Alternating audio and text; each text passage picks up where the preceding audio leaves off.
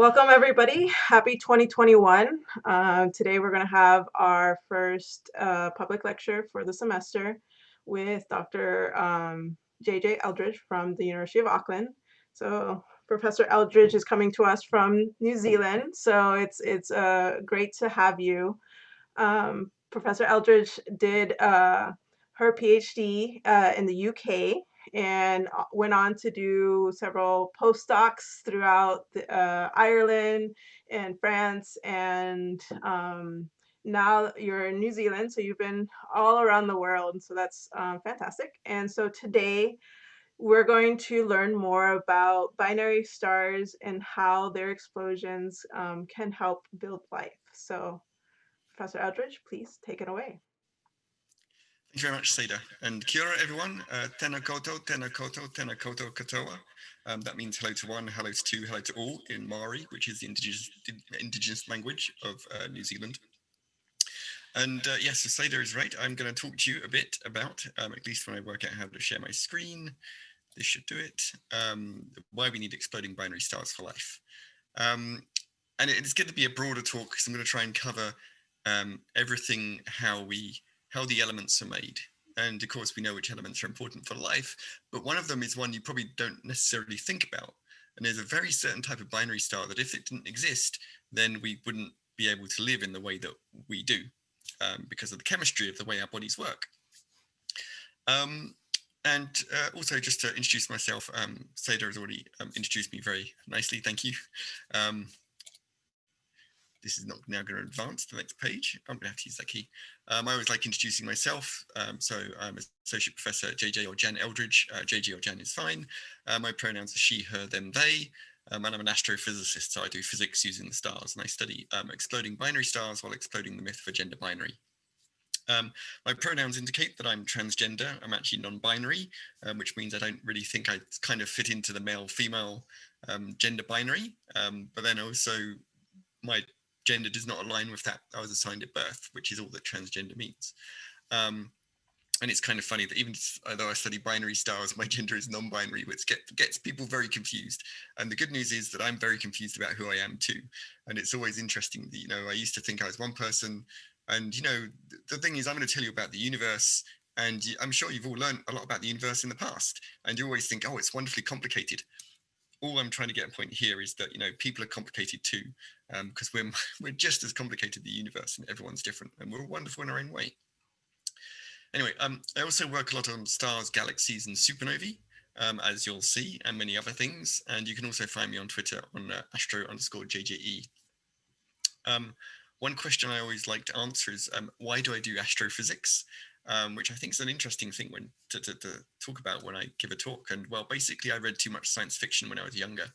I know you're all in Florida in the US, but I'm sure some of you will have watched BBC America, so know about Doctor Who. I grew up watching the 7th Doctor, Sylvester McCoy, but I watch all the episodes, all the series, and I really enjoy it. And people used to think I looked like a bit like David Tennant, 10th Doctor, although the good news is I've now regenerated into the 13th. So yeah, and being an astronomer is a bit like being Doctor Who, because you get to run around exploring the universe, you get to teach people about how wonderful it is, and there is an awful lot of running. Of course, there's less danger with less Daleks and Cybermen and aliens generally trying to kill you, but it's as much fun. The other reason I do astronomy is because when I was 5 years old, my parents bought one of these. It's one of those on the left, which is a computer called a ZX Spectrum. And so actually, even though I'm now over 40, I've been programming for nearly 35, 37 years, because when you used to get these old computers, you couldn't do anything but program. I mean, you can actually see here on the keys how each of the keys has an individual keyword for like writing in the basic programming language. And because I've always loved computers, when I found out you could actually make models of computers in stars, it was kind of like, well, I can explore the universe and write computer programs, which is basically what I do my research. The computer on the right is another computer my parents bought when I was a bit older. I think this is about 12 or 13, called an Amstrad CPC. And you can actually see that this then becomes much more like the computers of today, because you have your VDU, your visual display unit, for those of you who are younger and don't remember not having flat screens, and you have your disk drive and you have your keyboard. And of course, actually on the ZX Spectrum, you used to use audio cassettes basically to store your computer programs. So that's just to give you a background into like why I do the science I do. Now you're asking, so Jan, what are you going to talk about this evening? Well, I want to discuss how stars make nearly all the elements. Now the material around us, now binary stars are key for many of the elements, especially those for life. So what elements are there? So we can begin by looking at this, which many of you hopefully will remember from your high school, but it's a type of periodic table, which is how chemists classify all the different elements, but you can see it's colorful for a different reason. So actually, when you're a chemist, you think about the columns as being important, right? So things in the same columns have the same chemistry. And so, things like lithium, sodium, and these things are all quite reactive. And these things over here, the helium, neon, argon, krypton, are all very unreactive elements. And so they're in a similar sort of chemistry. But here the color code is different. This color code has been added by an astrophysicist, Jennifer Johnson, and she made this periodic table because someone was wrong on the internet. And there's many different forms of it, but I like this one just because it's so colorful. And the different colors tell you where in the universe those elements were made. Because when the universe began, there was only, well, that was about 13.7 billion years ago, there was only hydrogen and helium, and a little bit of lithium and other light elements, but nothing really worth worrying about. And so how did the universe go from only hydrogen, the most simplest element, which is a single proton with an electron orbiting around it, to all the rest of the complexity, all the way up to like some of the heaviest elements like plutonium? And that's an interesting question because it happens in stars and some other things. So there's cosmic ray fission here, which is a rare process of where things, say, hit other atoms and they break them apart. But all the other colors there are where the elements are coming from stars. The silver or gray ones are radioactive, and their half-lives are so short that nothing is naturally occurring. So anything made in stars is already decayed by the time that material gets to us. And actually, as you'll notice, everything up to bismuth and lead is actually stable apart from one element. And I'll come back to this one in a minute, because this is technetium, and it's a really interesting element for a very important reason, because there is no technetium that's been made in stars on our planet, because it only lasts for 100,000 years and then it decays away. So remember that fact. And how did we start coming together with all of this information? How did the astronomers and the astrophysicists start looking at the periodic table in this way? And we can actually trace it back to this paper that came out, 1957, which is 64 years ago now, which is by Margaret Burbidge, Geoffrey Burbidge, William Fowler, and Fred Hoyle. So you may have recognized the name Fred Hoyle because he's actually quite a famous astronomer. But the Burbidges are actually also a very big couple in astronomical terms. I mean, Margaret only died, I think, last year or the year before, and when she did, it was a case of like, this is like one of the giants of astronomy is no longer with us because of this paper, because this is where they talk about the synthesis of all the elements in the stars. It's not the complete picture, but it's the first time they brought together all these separate pieces of evidence to give you the grounding to what I'll be telling you about the rest of the lecture today, or the talk today, I should say. And the reason I wrote this talk is because I was invited by the Auckland Astronomical Society to talk at their Burbidge dinner, which is their annual dinner. And I was thinking like, oh, why did you name it after the Burbidges? And no, the Burbidge dinner is named after yet another Burbidge who created the Science Society. So I actually gave them a talk at the Burbidge dinner in honor of Percy Burbidge about other Burbidges. And if you're not Burbidged out already, I'm sorry. Anyway, this is a great paper. I'm going to show you some of the plots from it.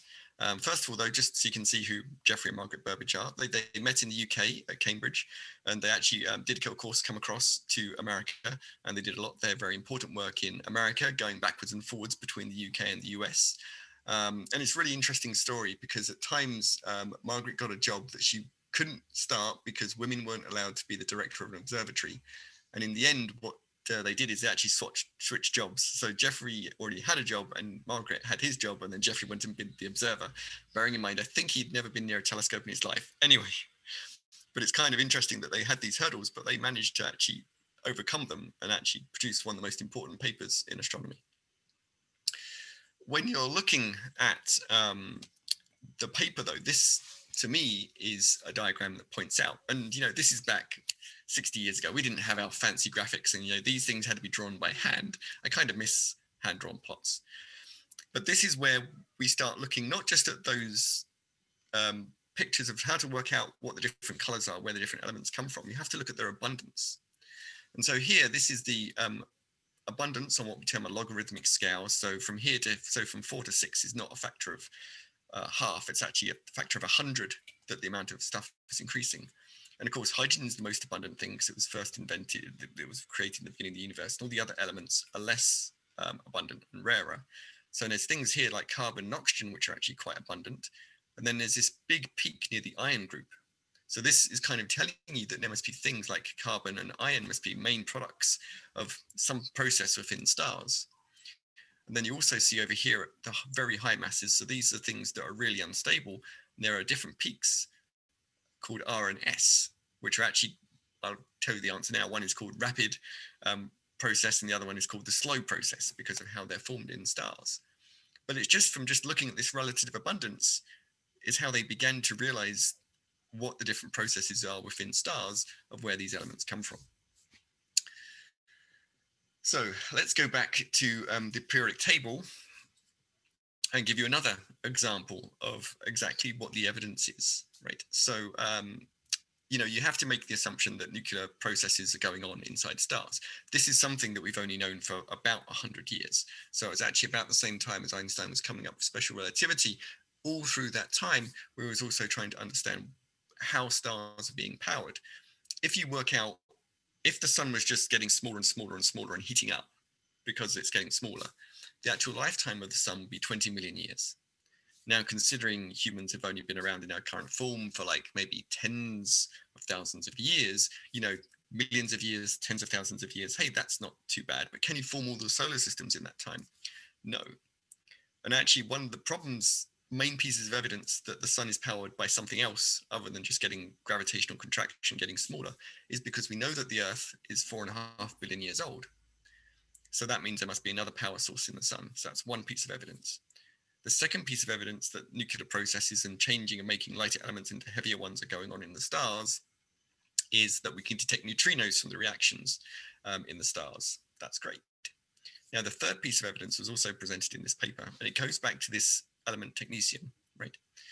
So what's really cool is this has a half-life of 100,000 years.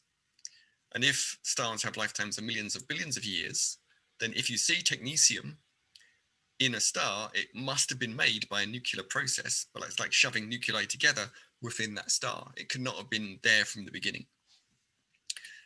And here is the most exciting thing I ever got from looking at the Burbage's paper. This is what real data looks like. I mean, even today, you can take a spectrum of a star, and this is what it would look like. And you can see you've got different elements here. So you've got zirconium oxide, you've got barium, titanium oxide, things you know and recognize. But down here, you can see you have lines of technetium. So this is a red giant star. And they realized and they showed this, and actually I got really excited because I've always told people, technetium is one of the things we see in stars, and this is how you see it, right? Because, it's like a fingerprint. Each element has their own fingerprint in the spectrum of light, and so we can find it. I mean, why is helium called helium? It's because we discovered it in the spectrum of the sun by looking at the light spectrum of the sun before we actually ever saw it on Earth. So anyway, so we can see technetium. So that's how technetium is made in the universe. Any technetium on the Earth is a byproduct of other types of nuclear reactions we get on the Earth. Okay, so where are we going? So I've introduced the fact that we have periodic tables, we have nuclear reactions. I've given you evidence that nuclear reactions occur in terms of lifetime of the sun, neutrinos, and this technetium, because that's the only way that technetium can be in that star. Where do stars actually make this stuff, right? Because the stars can make it, but then how do they get the stuff out of the star so that, the carbon in your bodies and the oxygen you're breathing, where does that actually come from? So let's look at stars like our sun. So here's a star like our sun from a picture from the Solar Dynamics Observatory, and it's taking a picture in the ultraviolet. So, it's not as bright as you would do if you were to go outside. You can't, it's nighttime. The sun is shining where I am. Okay, that's what gets really confusing about time zones. So if I went and looked outside, it looked a lot brighter than this because I'd be looking at the optical. But with the ultraviolet, you can start to see more structure. And now the sun is a very interesting object because we actually know lots about it. We know that in the core, at the center, we can actually pick up the neutrinos coming from there. That's where it's hottest. It's about 20 million degrees Kelvin in the center. Sorry, I don't know that in Fahrenheit. And so it's hot enough though for like you to actually have two protons, two hydrogen nuclei to come together, form deuterium, and then get on to form helium eventually, which is the next most heavy element. That's where all the energy comes from, and it comes out from the center by radiation, just very, very strong light. Eventually, though, it becomes easier to actually move the energy to the surface by just moving the material, and you have this convective surface, which means we get all this lovely, fun, bubbly surface that you can see in the previous image. And you also get things like flares and prominences, and there is something like space weather, and that's because of the material that's coming off the surface of the sun, where it's really important. We also have sunspots and other things. But that's how we take a picture of the sun today. But what's its evolution of its lifetime going to be? If it's burning hydrogen to helium, and when I say burning, I don't mean chemical burning. One of my students called me on this the other day. Said, "Do you mean chemical burning?" No, it's actually shoving the nuclei together to form heavier elements. And so this is, if we take the picture of what the sun will do over its lifetime, this is what we see. So we have the main sequence sun, and it's burning hydrogen to helium at the center, and it'll be about 10 billion years doing that. But eventually, it uses up all the fuel in the center, and so it will have a helium core. And I know this is very bad. If you're colorblind, I really apologize. One day I will actually get around to changing the color scheme, because red-green colorblind, it's terrible. I apologize. I'm sorry. But you have this helium core, so it's almost like pure helium, but like at hundreds of millions of degrees Kelvin, so extremely hot. But there is unburnt hydrogen still around it, right? Because the burning only happens in the core where it's hottest. Just outside the core, it's too cool for any fusion to happen. So you get this discontinuity in the composition. The evolution continues though, because helium will collapse down and it will get hotter, whereas the hydrogen burning happened at 20 million degrees Kelvin. At about 100 to 300 million degrees Kelvin, the core will actually start fusing helium to carbon. Now, if you go back to the periodic table, you're thinking, but Jan, why don't the two helium nuclei just come together and stick? It's actually unstable. And so they come together, I stick for about 10 to the minus 12 seconds. So that's like a pictosecond. And then they fly apart again. But a picosecond is just long enough for another helium nucleus to come along, if it's hot enough, which is why it's hundreds of millions of degrees Kelvin, to form carbon. And so helium actually burns to carbon and oxygen. It bypasses boron and beryllium. And of course, the same things happen. It's a bit like before, where you use up all your fuel, so you have a solid helium core. Eventually, you become a solid carbon oxygen core. Why I say carbon and oxygen is once you form carbon, eventually the carbon abundance becomes high enough that the helium nuclei can start hitting the carbon and form oxygen. So actually, for one nuclear reaction, you've got two elements, and they're really important elements because the proteins in your body come from carbon, and the oxygen you're breathing to do your stuff, to carry on living, also comes from the same reaction. But there's a problem.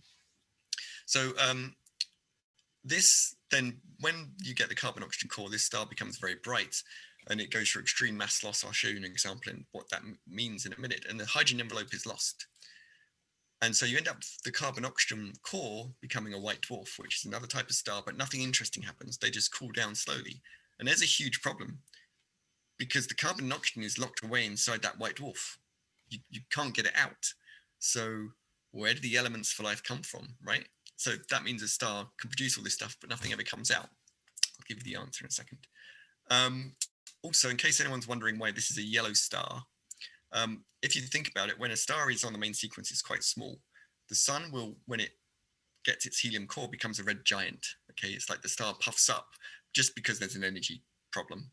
It's an extremely, I could give an entire talk on why stars become red giants. So I'll just say they do. We know they become in nature. We know they do it in our stellar models, but it's interesting why. And people have wasted their careers trying to work out the simple reason, but it's a complex reason. So anyway, if there's burning in the center, basically the star becomes small. If there's burning on the shell, because the helium core is still getting bigger because they're still burning just here, the star becomes a red giant. When helium ignites at the center of the helium core, you've got burning going on at the very center. So the star tries to become small.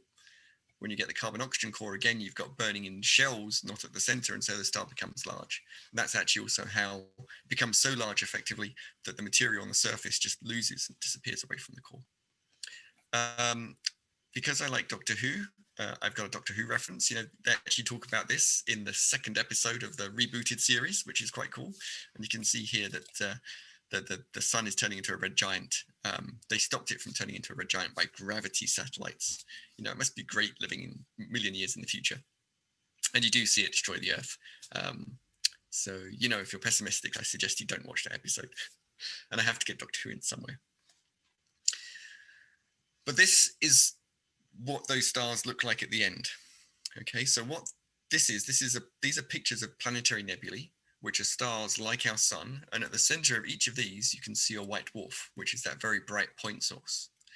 And you can see that this is actually the material that's been thrown off. So most of the carbon and oxygen that these stars create has been locked away into the white dwarf, so we're never going to get it out. But when you actually look at the nebula and look at these materials, a tiny fraction of the material that was in those stars has escaped. Also, when they're going through these cases where they become this, like what we're terming an AGB star, an asymptotic giant branch star, huge, it's like a red giant, but bigger than a red giant, right? It's as big as a red giant can be.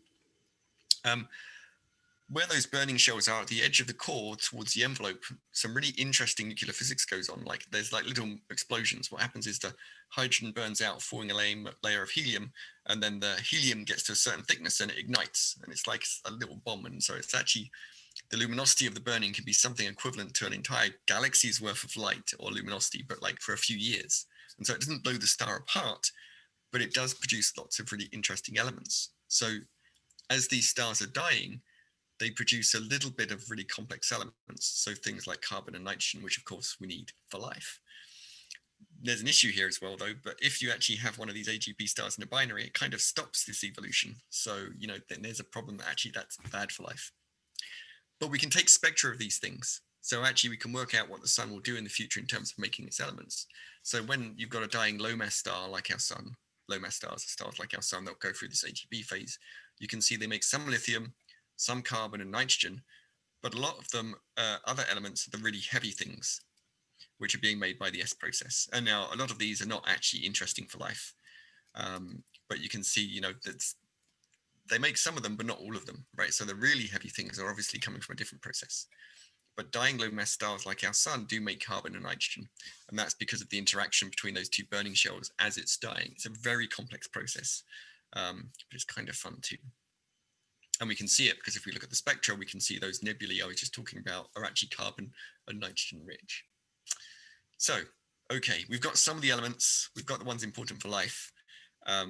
And actually the interesting thing is for stars like our sun, you need to have more single stars than binaries, because as I said, right, if you prevent the star from getting very large, you kind of prevent this carbon and nitrogen forming. So actually you don't need binaries for those, but you do need some of them to be binaries, otherwise you can't form other elements. Okay, what are we doing? Okay, still got time. I'll take a breath. Okay. Right, sorry, what about other types of stars, so exploding stars? So actually, supernovae are like the first thing I worked on as an astronomer. As my undergraduate thesis project, I was looking at supernova remnants, and then I was looking at supernova progenitors. And so this is actually probably one of my oldest public slides, and I absolutely love it because it's so simple, and it's like the ones I've just shown you, right? So we was talking about how the sun goes from being a main sequence star, forms a helium core, and then becomes a red giant. These stars are more massive and there's more stuff, so they become supergiants, much bigger. And eventually in the helium core, you still get helium forming carbon and oxygen, and so you get a carbon-oxygen core, but it doesn't stop there. When the star is about 8 times the mass of the sun or above, further nuclear burning can happen. So you get a core in the end that's somewhere either it's made of oxygen neon, or for more massive stars, all the way to iron. And what's really interesting in when you get to the iron core, iron is the peak of nuclear fusion. So with nuclear processes and because of nuclear structure, if you squeeze your atoms together, going from hydrogen to iron, you always get energy out from that nuclear fusion process. So take 2 iron nuclei and try and squeeze them together, you actually have to put energy in. It goes from being exothermic to endothermic. And so if you know about nuclear fission, which is where you take uranium and plutonium and split them apart into two smaller nuclei, and so that's going that way, making smaller nuclei, that's exothermic as well. It's because that's where the peak is, right? So unfortunately, we can now do fusion on Earth, but it's quite difficult, but we've always been able to do nuclear fission, which is quite easy. But they're still pointing towards the same peak. And the thing is, if you make an iron core in your star, you can't get any other energy out. You're at the point where nuclear fusion can't provide any extra energy. So what happens is you've got something that's basically a mixture of iron, cobalt, and nickel. It's about the size of the Earth, but 1.4 times the mass of the sun. So the surface gravity is something like 500,000 times that of where you are right now, because the sun is 330,000 times more massive than the Earth. So if you put something that's the sun in the size of the Earth, the gravity would increase by the same amount. And that then collapses from something the size of the Earth down to something 10 kilometers across. So this is gravitational contraction. There's nothing to hold up the star and stop it collapsing down. In our sun, the collapse is stopped because it's producing energy by nuclear fusion in the center. Here with this iron core, nothing can produce energy, so it collapses down and effectively becomes one giant nucleus, right? So it jumps from something being like 56 protons and 26 protons and 28 neutrons, all the way up to something that's like somewhere around about 10 to the 40 neutrons, right? It becomes a neutron star, which is a star entirely made of neutrons. And in going from something the size of the Earth down to something that's 10 kilometers across, so the size of an average city, it releases a huge amount of energy. And so here is this really complicated simulation. Right?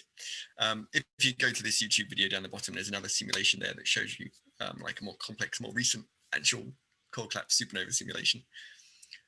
But if you produce this energy in the center of the star, it's so much energy. It's something like the entire energy that the sun will output in 10 billion years over its lifetime is released within a few seconds. So the star explodes. That's why supernovae are so easy to see.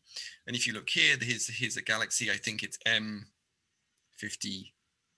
or M51. Seda might correct me if I get that wrong, because I can never remember. It's one of them. You can all Google it. Anyway, you can see there's two supernovae here, right? There's some galaxies that actually have quite a lot of supernovae. If you're forming stars, as this one is, because you can see the blue young stars, then you're going to get supernovae, and you can see them too here. These are not just after explosion, they're a bit later, but that's where you can actually see these things, and they would slowly fade away. Most of the other bright sources here are actually just foreground stars, so actually not even in this galaxy. But we see these things quite regularly. The really cool thing is, for about since 2002, 2003, we've actually had a good chance of having an image taken by the Hubble Space Telescope before the star exploded. So the Hubble was launched, I think, sometime in the late 1980s or early 1990s, I can never remember. But it's been up there for so long, by 2002, that it had taken lots of pictures of galaxies. And actually all you had to do was to wait for one of these supernovae to occur, and you'd be able to see the star blowing up and then be able to do this. So here is in the center an image from the VLT, which is an 8-meter telescope on the ground at the Atacama Desert in Chile. And the left and the right image are pre and post-explosion images of a supernova site. So you can see here a red giant, just as I told you, exploding, and now it's disappeared. So we know these stars exploding supernovae just with the way that our models have worked. And we know that in this explosion, some new elements are being formed, which is kind of exciting, because then we can go and look at these spectra of that nebula that is there and find out what's being formed. Bearing in mind also, just one last point, is these images on the left and the right are taken by a 2.5-meter telescope, and the one in the center is an 8-meter telescope. And so you can actually see they can then resolve this blob up here is actually two stars. They're not binary stars together, they're just chance alignment. But that's basically, if you ever want to know why you want to get a bigger telescope, it's because then you can see stuff in more detail, as well as see fainter things. And we see lots of supernovae. And so here's some more examples. Sometimes we see a neutron star in the center. For example, here's a neutron star. It's actually got a disk around it. Other times we don't see anything, which is interesting, because it tells you sometimes neutron stars stay in the supernova remnant. They don't move very fast, but sometimes we see neutron stars traveling at thousands of kilometers a second, which is quite exciting. And as I've said here, yes, we can see neutron stars around here. Okay. This is good because now we've got these nebulae, and just like I talked about with planetary nebulae, with these things which we call supernova remnants, we can also take spectra of them and work out what elements are there and what elements have been created, as well as we can do the same in simulations. And so now we have these exploding massive stars produce all the green elements. And so they actually produce a lot more compared to those dying low mass stars. Because the explosions are much more energetic, the material can get much hotter, so it can produce many more different types of elements. And there's a really important one here that basically comes from these exploding massive stars, which is oxygen. So that's kind of exciting. And so one thing you'll notice now is again, but Jan, this is a single star you're talking about. Where do the binaries come in? Well, I'll talk about that in a second, because this is something that I'm looking at right now, and I have a student trying to work out how binary stars impact the amount of stuff coming from binary stars. So this is good. So we've got more of the like intermediate mass elements that are being created, but we still don't know where a lot of the iron comes from. And iron is going to be the key element here, because that's what makes your blood able to carry oxygen around it, right? If we didn't have iron, we would have to use copper, but then even if we had to use copper to carry, because there are some crabs, I think, or crustaceans that use copper in their blood to carry oxygen around their bodies, not much of that is made by exploding massive stars. So that's a bit of a problem. And that chemistry is really important for like being able to live. And also, if you look, all these other really heavy elements, they're not being produced in exploding massive stars as well. So something's up. Okay.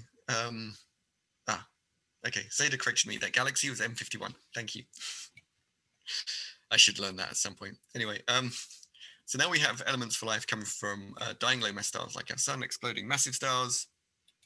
But where are all the other elements come from? What about binary stars? Well, if we have two stars in a binary, the picture I just talked to you about with evolution changes. So the thing is, when the star tries to become a red giant, you can't fit it into your binary, right? There's just not enough room, and the stars get in each other's way. And so actually, this is one way of getting more material out into the interstellar medium. So much earlier, you actually rip that envelope off, and you can, rather than locking stuff away inside the core, you can actually lose more elements being formed in the stars out into the interstellar medium. So it's quite good. But there's an interesting thing that happens here. One, you get a helium star, which so actually you've taken off the hydrogen envelope and you get a star. And if they're massive enough, they can still explode in supernovae. But if you'll notice here going, this blue companion star, which is the less massive one originally, actually becomes more massive. So you actually get a brighter, more luminous star. And the cool thing is that star may not have exploded in a supernovae to begin with. One of the things binary stars do is they give you more massive stars that can explode within core-collapsed supernovae. And if that's true, and if that happens, that means you can actually increase the amount of oxygen in the universe by just having more binary stars, because you can take stars that would have given you a white dwarf, turn them into stars massive enough to give core-collapsed supernovae. And so this is a key question I've got a student working on at the moment, is if you take a single star population of just, you assume every star is single, and you assume stars are in binaries, how much more oxygen can you produce in one, in a binary star realistic population? Because we know stars are in binaries, we see them. Is that really important on a cosmological scale? And we also see stars like this helium star exploding, because we can see in supernovae that some supernovae don't have any hydrogen. I've just discovered there are now another couple of events been found, but back in 2013, I wrote an entire paper basically about how we hadn't seen any progenitors for stars which didn't have any hydrogen in them. And here is this hot blue star, that thing by that circle. This is to give you an appreciation for how bad scientific data can be sometimes, right? Because this is a really scrappy, horrible image. Right? It's tough to actually detect these things because they're so faint. But this star is one of those type of things from binary supernovae. Okay, so that's cool. So binary stars may actually increase the number of supernovae, and you can get this interaction in binary stars. But what about stars like our sun in binaries? So if we consider a sun like our star, how would they explode? And so here is what we term a type 1a supernova. It's a different type of supernovae because we can look at it and we know from studying the light and how it evolves, it's different. And you can also see here that it's actually in a very different place in the galaxy. So here's your galaxy where all the young stars are. And this thing is way over here.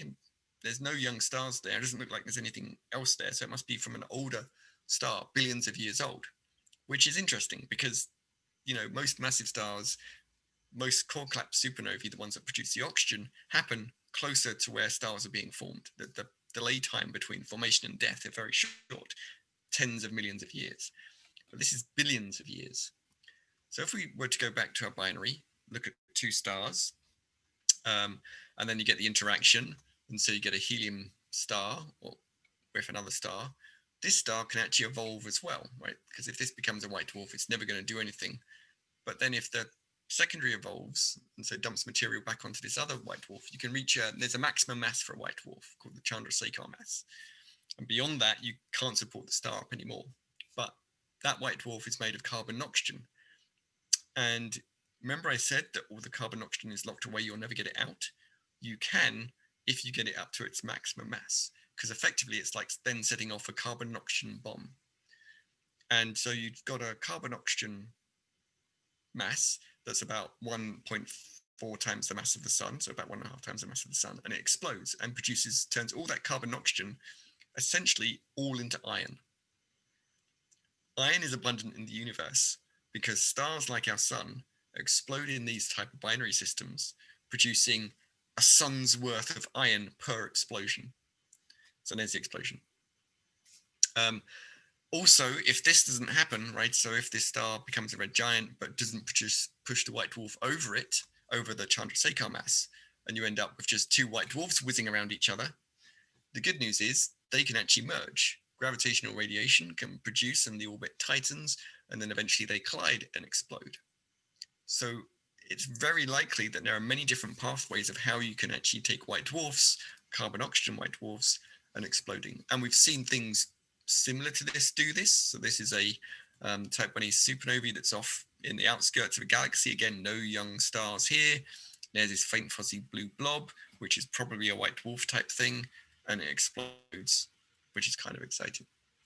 So when we look at these stars, this is why I say binary stars are important for life. Yes, they give us more oxygen because they produce more core collapse supernovae, but exploding white dwarfs in binary star systems produce most of the iron and also most of the copper. So the crabs who use copper blood also do it. And if you're a Star Trek fan, the Vulcans who also have copper as their hemoglobin, yeah, they need exploding white dwarfs too. So you can see here that that's why binary stars are important for life.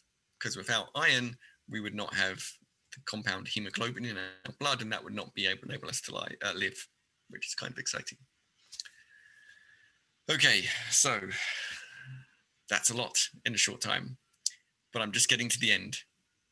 So let's take another thought. So if we're thinking about exploding white dwarfs, when we think about in these exploding massive stars, they explode, but they leave a remnant behind. They leave behind the neutron star behind, which are just blobs of neutrons. What happens if they're in a binary star system, right? So if it's just on its own, the neutron star is formed and it just sits around going out. But let's say you have a binary star system. Both stars are massive stars. One explodes in a supernova, producing a neutron star. It's not unbound, so the two stars continue orbiting around each other. Sometimes they are, sometimes they're not. It's complicated and a wonderful field of research trying to understand why that happens or not. But let's think the other star then explodes. And so then you have two neutron stars whizzing around each other. And now these things are really dense and they get very close. And because of general relativity and we understand how gravity works, they're basically churning up space-time, which is the universe around us. And that takes away energy out of the orbit. And so the two neutron stars, just like if you had two white dwarfs, slowly churn together because they're producing this gravitational radiation, taking energy from the orbit and pushing them closer and closer and closer together until they merge. But what happens? So if two white dwarfs merge, it's made of stuff. It's made of carbon and oxygen. And by nuclear fusion, you can produce a lot of energy and you produce iron. If you've got two neutron stars, though, there's just neutrons there, and so what happens when they collide? And that's kind of interesting. So yes, this is what I'm saying. So exploding white dwarfs need old stars, but exploding stars come from young stars. Oh yeah, okay. Sorry. Before I get to the gold, there's an important point here, which is just to add that if white dwarfs are coming from stars that are billions of years old, oxygen and exploding supernovae from young massive stars and the core collapse supernovae are very young, then we can actually, the evidence that happens and that the universe is only limited age, we can go back and we can see how the the relative abundance of, say, oxygen to iron vary over time. So this is a complicated plot, but it's real data. And I always like sometimes showing real data. And so if we actually look, the x-axis here is the iron abundance. So for each of these panels, it's a different element. Let's concentrate on the oxygen one, which is the main one to look at. Wait for that zoom thing to go away.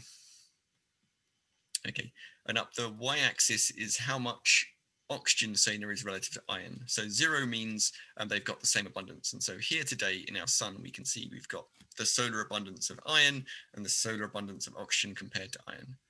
But if we go back in time, we can see that they used to, in the past, right, at lower metallicity, which means earlier generation of star, oxygen was more abundant.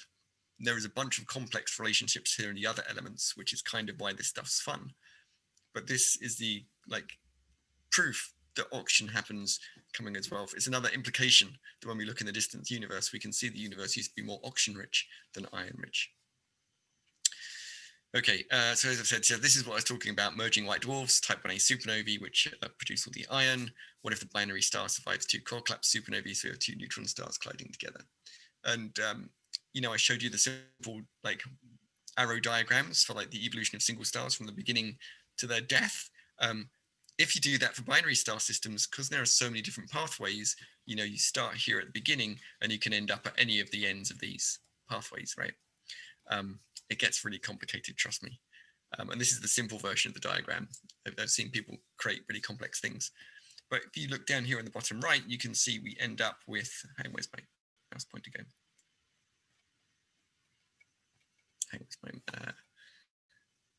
This is the problem of trying to be at home and use a TV over there at the wrong side. Anyway, so over here you can see 2 neutron stars and they will eventually merge, or maybe, well, I think I drew this originally for 2 black holes, but you can see from your evolutionary pathway you can end up with 2 binary stars.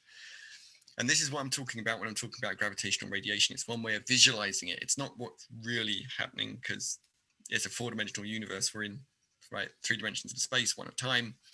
And so if you try and show on a 2-dimensional surface these gravitational waves, this is the idea of what you're getting. And here we are, 2 neutron stars or white dwarfs spiraling in together as they rotate around each other. And those waves, of course, take away energy, which is why the orbits shrink together. But this gives us a way of actually detecting these double neutron star mergers. You need very different and difficult type of detectors. So these are gravitational wave detectors. They're detecting gravitational waves, not electromagnetic waves or light. The arms here are 4 kilometers long. One, I think, is near you because it's in an alligator swamp, which is great because it keeps humans away. And the other one is near a nuclear waste dump, which is great because that also keeps humans away. Because the sort of frequency of these gravitational waves are basically, we're the biggest noise signal there is. So you need to take us out of the equation, keep people away to be able to detect these very difficult waves, because really we're trying to detect something that's like a billion times thinner than a meter. So if you've got a meter, which is like an arm's length, right, a billionth of your arm is kind of size of the oscillation that we're trying to pick up in the fabric of the universe. So these are really difficult things, but we can do. So here's what these noise curves look like. And if you actually see here, this is frequency versus time.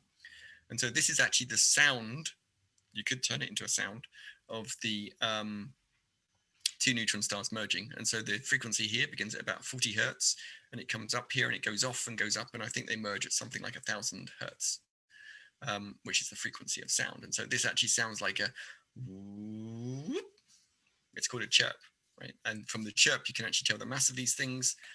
We have 3 detectors. The fact you don't see it in Virgo gives you a constraint where in the universe it is. The fact you see it stronger in LIGO Livingston rather than Hanford tells you again that it's actually easier, that it's more aligned with this one. So you can actually constrain where it is on the sky. And the great thing about this event is they heard the gravitational waves. Sometimes they're just black holes, you don't see anything, but because it's 2 neutron stars, there's stuff there and they could actually go and observe it. And so the idea we have is you have these 2 neutron stars colliding together. At the center, they're forming a black hole. But just like anything, when you spin it together, right, stuff gets thrown out. And so you get 2 jets, possibly, I think, maybe. But then you also get this stuff thrown out as well. And there is like a nice video demonstration of like what this would look like, an artist's impression. But we know what it looks like because in this galaxy, which is about 120 million light years away, we actually got to see the light that's associated with the 2 neutron stars merging. which is kind of fun, because then you can go and look at that light coming from that event, take a spectra and work out what's coming from. Now, if you've got all these neutrons being flung out, you basically get blobs of neutrons which don't like being on their own because they prefer being inside a neutron star. And this blob of neutrons find it's just outside. And so it quickly decays down to heavier elements, the heavy radioactive ones that we haven't got many other ways. And so actually the light we're looking at here is being powered by radioactive decay. The really nasty radioactive decay that, if it was anywhere near there, it would be very bad for us.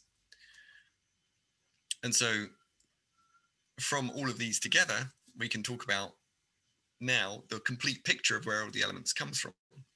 And so we have merging neutron stars, which are in the orange, producing all these other elements, right? So I highlighted here gold, silver, and platinum, palladium, which, okay, they're not that important for life, right? But we all like gold and silver, right?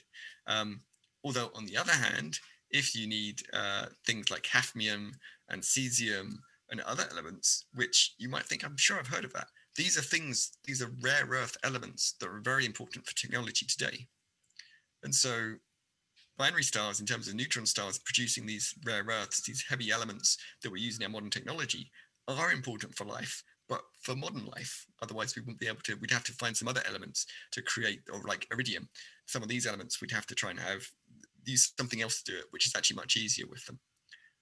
So there's a different way that binary stars are important for life. So let's just recap that the carbon and nitrogen come from dying low mass stars like our sun, single stars. Oxygen comes from exploding massive stars. Binaries probably make more oxygen, which is really good for us. Stars like our sun in binaries become exploding white dwarfs, produce the iron we need in our bodies, as well as a lot of calcium and other elements we might need. And then merging neutron stars create elements that we don't need in our chemistry in our bodies, but they're vital for today's economy and today's technology, which is kind of important, and probably future technology. And where I showed you before that small plot of the very limited elements, we can play the same game with all the elements now. And it's something we're still trying to understand is, trying to work out where these elements come from, the processes within the stars, the slow and the rapid process, and all of this, but also trying to see how they vary through the history of the universe. And that's quite exciting. Okay, so I'm going to leave it there with just my diagram of where the elements come from. And I know that was quite a rapid go through, but I hope you'll find it interesting. And, there's plenty of resources out there to actually find out more and think about where these elements come from. But the summary is that basically we're all made of stardust, if you're optimistic. If you're pessimistic, we're made of stellar radioactive nuclear waste. So, yeah, but thank you very much for listening. And I'm looking forward to answering your questions. I'm sorry, I'm laughing at your great analogy. Thank you again, Professor Eldridge. I'm giving you an applause here. So we do have quite a few questions. So thank you for the audience, for you guys sticking with us. I will announce now before we get into the questions. We're going to try something new tonight. So after we're done with the question and answer, we're hoping to do a switch of the live stream to actually observing with one of our telescopes on top of the roof of the physical science building on campus. Unfortunately, it's being Florida, the humidity is too high for us to open up our larger telescope, which was what we were hoping to do tonight. But hopefully you can still enjoy some of the stuff we can see with our 8-inch telescopes. All right, so our first question is from Brian, and he's asking, would technetium be seen in spectral lines of all stars, including the cooler M-type dwarfs? And is there a minimum core pressure temp for technetium to form and be visible or observable? Yeah. So I mean that's a really good question, and actually, it's when the different elements are seen in the spectrum, we can see that the abundance of different elements changes through the star's life, which again is a part of the way we can try and understand what's going on in the center. Abundances are really, and trying to understand how they change is really key. So where the technetium is seen is only in, where's my mouse pointed? There we are, in these AGB stars. So this is stars like our sun, which have gone through the helium core, carbon oxygen core, and they've got to this point. And why do I say they're only seen here? It's because what's actually happening here, it's where you've got the hydrogen burning shell, which is still increasing the size of the helium core, and the helium burning shell, which is still increasing the size of the carbon oxygen core. And they kind of go out where the hydrogen burns upwards until there's enough helium, and then the helium ignites and you form lots of carbon oxygen. Somewhere in that process, when the helium ignites, it's a very explosive process. And via processes that we know, understand how they happen, but don't understand exactly where some of the key details, how they happen in the star. It's something to do with mixing within the star, which is very difficult to understand.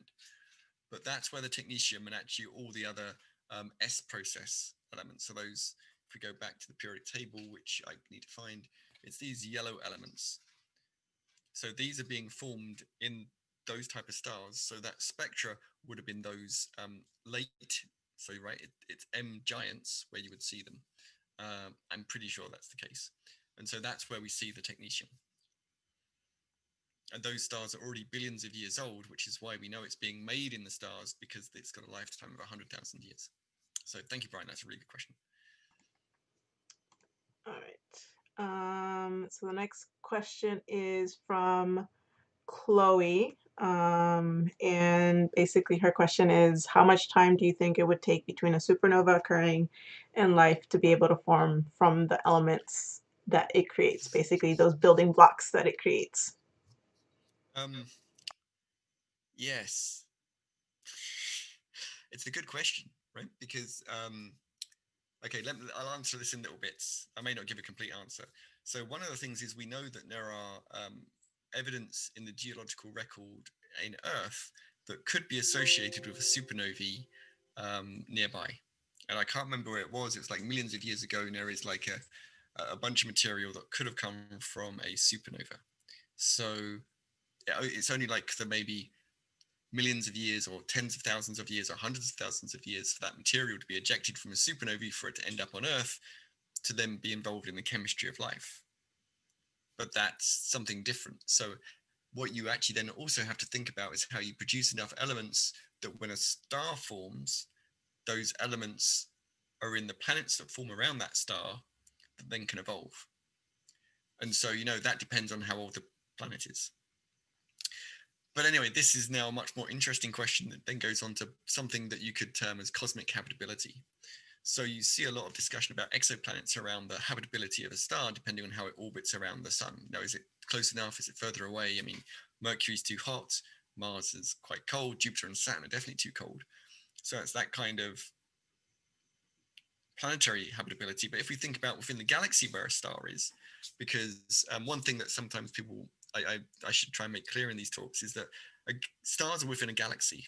And within a galaxy, there's like an ecology where you form stars which have very little metals, they explode, pollute the next generation of stars, and so these elements aren't just raining down on Earth.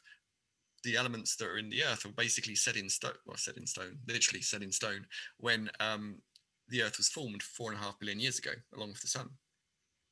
So if the universe is 13.7 billion years old, you needed to have all these planets and stars, all these stars exploding to produce the elements that when the sun formed, when the universe was only 9-ish billion years old, that then it could go on and evolve life. So billions of years.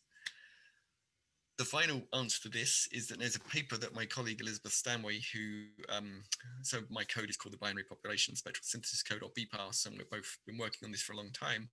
She took the results and merged them with a cosmological simulation to work out when stars became habitable within a galaxy.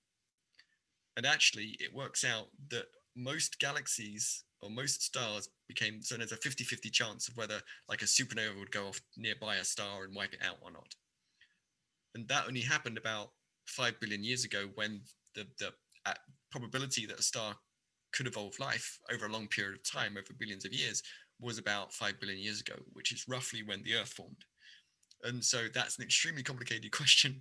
And I suppose the short answer is billions of years. But then the complex answer is you have to think about, like, could something stop life if it was formed in a thing? When is the abundance right on those stars to actually, for planets to exist? And I think that is still stuff we're still trying to answer. So it's a really good question, really complicated. So yeah, thank you, Chloe. Yeah, there's a lot of things have to go right and a lot of things that can go wrong for that to happen. Yeah. All right, so we have our next question from Eric Perlman. Hi, Eric. How are you? He's one of our faculty here at Florida Tech. And so he's asking if you can comment on, so he says first, heavy elements are produced in supernova, but they can also be dispersed into star formation or forming regions by AGN winds or active galactic nuclei winds, which follow a nuclear starburst. Can you comment on this? No. Sorry. Simple answer, no. Well, yeah, I mean, it obviously happens. I mean, so the big question is that I haven't touched on is how are these elements that are produced in stars mixed into the next generation of stars? So AGN disk winds are probably slow enough that then you are producing it. And we do see composition gradients within galaxies. So within galaxies, we know that the metal abundance is further out in the disk, or the edge of the disk. There are fewer metals than there are at the inner core. And so maybe that explains, I don't know, maybe it does explain why there's an abundance. But it's also to do with the rate of star formation as well. So what I will term as the ecology, borrowing a biological term, because you could almost think of galaxies as a living thing, of how the elements cycle through and around in galaxies is complex. And the AGNs and winds are certainly one thing, although then you have to work out how to get that gas feeding the central black hole anyway, because, well, it could have been from slow AGB winds because they're quite slow. Gas dynamics within galaxies are, again, horribly complicated. Everything is complicated. So yeah, but that's a really good point. That it's not just the supernovae blasting out or the planetary nebulae leaving stuff. There are many other processes where things can happen and produce elements, but it's always a case of which ones are the dominant ones. And that's something I'm not completely sure of, especially around AGN winds. So it's a good question. Thank you, Eric. The next question is by Brian, though I do believe Dr. Perlman answered them in the chat, but we'll ask it again to hear your answer. Would you say more complex elements are more abundant in the outer, older regions of a galaxy or the inner, younger regions? I don't know about complex elements, heavy elements. Yes, it's the things with long delay times are typically rarer. So things formed by type 1a supernovae, so these blue elements and the yellow and orange elements, those elements are rarer further out. And then the things formed by supernovae would be more abundant because they happen on shorter timescales. So yeah, and one of the problems actually in astronomy is people tend to assume that oxygen and iron follow each other, but we know that can't be true because they come from different timescales. So yes, the abundances will vary, and actually that's something that we struggle with a lot with our code. It's trying to understand that people measure the oxygen abundance, but we assume the oxygen and iron abundance don't change. So that's a really good question, and the answer is complicated. But yes, it's to do with the different timescales of these events. You would see that within galaxies, just like we see it in the universe. All right, thank you. I think the next is a comment, but basically the takeaway from your talk that Chloe's taking is that the Philosopher's Stone is actually a merging neutron star. For those Harry Potter fans out there.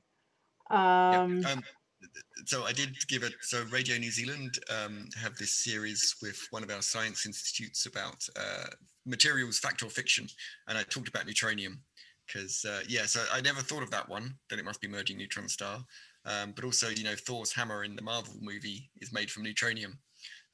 Yeah, there's problems with that. Anyway, sorry, Seda.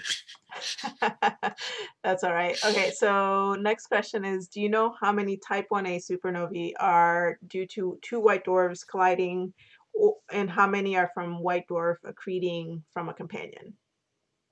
Well, when you know that, you get a Nobel Prize. Because we don't know.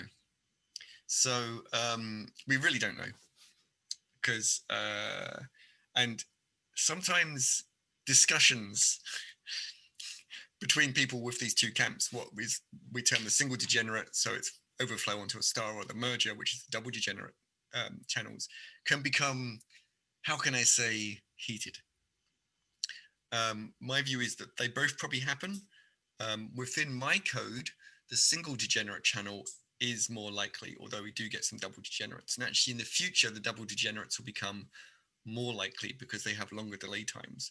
But this is something actually I'm going to have a student looking at. He's going to look at the mergers of white dwarfs and also the population of white dwarfs we expect in our galaxy just orbiting around each other, producing gravitational waves, because the future observatory LISA, which is going to go into space, will actually be able to see these things. And if we can try and understand the gravitational waves from all those merging neutron stars, we'll also be able to maybe try that back to type 1a supernovae, because this is how I do my science. Everything is related. If you're trying to understand one thing, you have to think about the other things it affects, because then you can try and constrain the difficult physics in multiple ways, because you might have one model that works for one thing but it doesn't work for the other, so you know it can't be true. Yeah, sorry, I can't answer that and help you.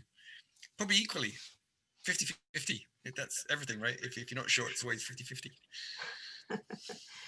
Oh, and then we have our next question from Sophia. Do you have a favorite binary system that is a candidate for life? Not off the top of my head. I'd have to go and look at them. There probably are some, because we know that there are many planetary systems around binary stars. Of course, they're different because you've got two stars, but we do call these things Tatooines because of obvious reasons. Yeah, no, I don't have one off the top of my head. My two favorite binaries, one is called Gamma Velorum because it's a star, the most likely star to explode supernovae in the night sky that we would see in the galaxy is probably Gamma Velorum. And the other one is actually a quadruple star system called QZ Carini, which has actually got a binary of binaries. So it's two binaries orbiting around each other. So it's got 4 stars. None of them will have planets because they're all too massive, unfortunately. But they'd be great to watch if they do explode. Yeah, I think I just saw today. I didn't look into detail. I think they found exoplanet around a triple star system. Oh, that's pretty cool. Yeah, so it's starting to get up there. Yeah, All right. and I think there was another paper where they had six stars all orbiting around each other in 3 binaries, and there was all eclipsing. So it's like, anyway, sorry, Wow. it's exciting, isn't it? All right, so our next question is again from Dr. Proman. Can you comment on which regions of galaxy might be more or less suitable for life? Yeah. So it's the outskirts basically. So it's the ones further away from the galactic core, because of if you get your supermassive black hole in the center feeding by a disk, that produces lots of gamma rays, which wipes out all the life in the interior. Oh, sorry, all Earth-like life in the interior of the galaxy. Also, if you're further out in the disk, the stellar density is lower, so you're less likely to be near a star that explodes in a supernova or gamma ray burst. And also, then you would get fewer gamma ray bursts, which are also quite nasty for wiping out life. So actually, though, but when you're looking at galaxies and you're trying to identify the most habitable ones, it's also the older galaxies that have less amounts of star formation. So actually, if you look at elliptical galaxies, they're probably extremely habitable just because they're so old. There's nothing too interesting going on, and it's relatively safe. So yeah, the cosmic habitability. So it's like 90 locations within galaxies, but also galaxy types. Basically, the early universe is extremely nasty. Because there's so many young stars around. But as stars and galaxies get older, the universe becomes more habitable. Actually, that brings us to our next question really well.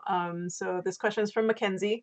Were there more or less binary stars in the early universe based on the elemental abundance plots? So this is a key question that we are starting to grapple with. I can tell you that we know that most massive stars, so most stars above about 10 times the mass of the stars, are in binaries. It's actually probably even worse. Most of the massive stars are in triples or quadruples, right? So the really massive stars that explode in cold collapse supernovae are basically all in binaries. So if you go from but if you then go from 10 solar mass is 10 times the mass of the sun, stars and above, which are all in binaries, and you go down to the sun, when you get to the sun, it's only about 20 to 40% of stars are in binaries. So there's a difference.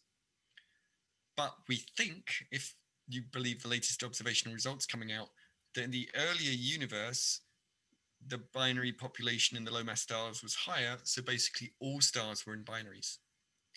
If that's true, then you would expect, I mean, that would, you're right, be reflected in how fast the iron got boosted up. And Elizabeth has recently been actually looking at that and to try and look at how the different rates of super. So it's actually difficult to measure the abundances in the early universe, but what we can measure, because the supernovae are so bright, we can measure how many supernovae there are. And so this is where it's trying to link everything together. And so the way we can actually try and understand that is, can we see more type 1a supernovae coming from the white dwarfs relative to the core-collapsed supernovae in the early universe or not? But then there's also the problem that there's 120 million things that go into trying to predict those numbers. But that's how we can try and answer it. It's a really good point. I think the answer is yes, but we don't know, which is why I keep doing this stuff, because it's really exciting. Yeah, it's very complicated, but yeah, hopefully we can come to an answer at some point with more data and more simulations.